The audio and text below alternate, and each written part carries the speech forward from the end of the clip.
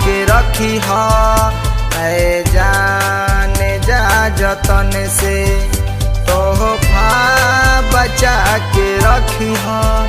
जब याद आई मन से दिल से लगा के रखी हो।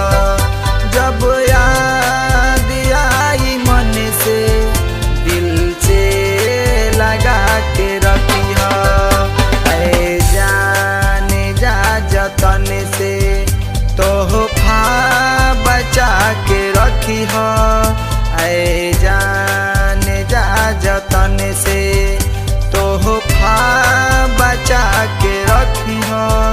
जब याद आई मन से दिल से लगा के रखी हो।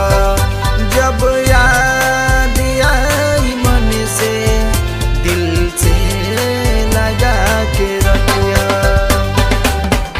याद करो उ दिन कि रास्ता में हमके घेर लेलू, याद करो उ दिन कि रास्ता में हमके घेर लेलू। आज हम बोलाई तो नजर फेर लेलू।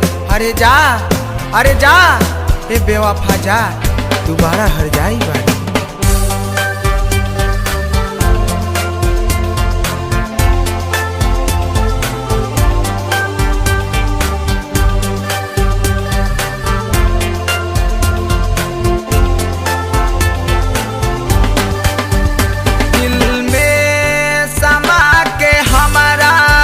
सपना सजवलू तू, बदली राधा बदला कब के चुकवलू तू। जीवन बितावे खातिर मौका बचा के रखी हो। जीवन बितावे खातिर मौका बचा के रखी हो। जब याद आई मन से दिल से लगा के रखी हो।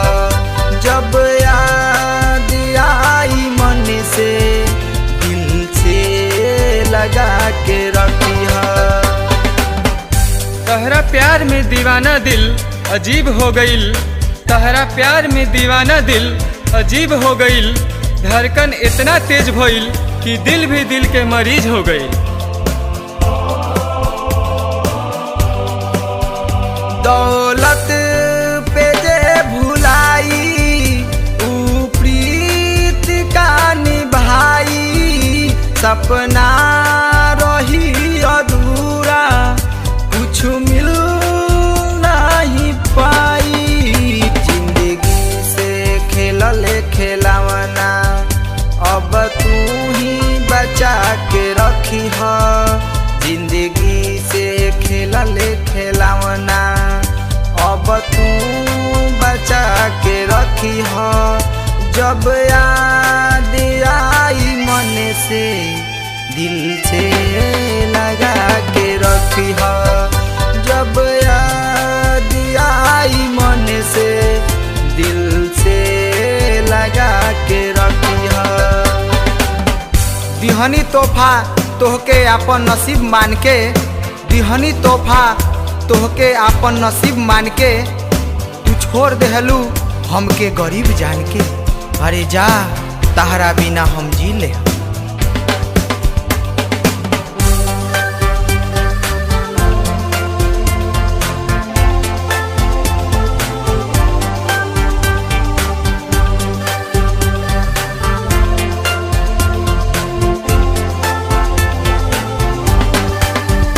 दिहलू तू तो धोखा रंजित के खास बन के, कैसे जी है नवल जिंदगिया अब तो जिंदा लाश बन के। परी हो कबो तू सोझा नजरिया छुपा के रखी हो। परी हो कबो तू सोझा नजरिया छुपा के रखी हो। जब याद आई मन से दिल से लगा के रखी हो। जब